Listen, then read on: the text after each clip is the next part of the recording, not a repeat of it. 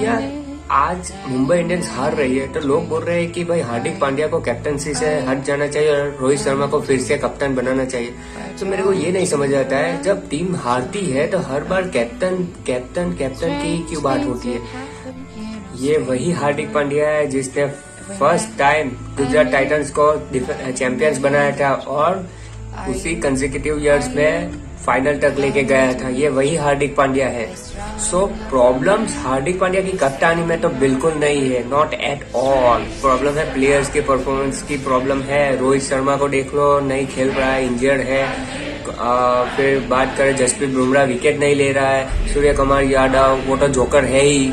फिर प्रॉब्लम्स तो भाई मुंबई इंडियंस में जो जहरीले सांप है ना, सांप जहरीले नमूने जो नहीं चाहते कि हार्दिक पांड्या की कप्तानी में मुंबई इंडियंस कभी जीते। समझने वाले को इशारा ही काफी है। आप समझ रहे हो ना मैं किसको बोल रहा हूँ।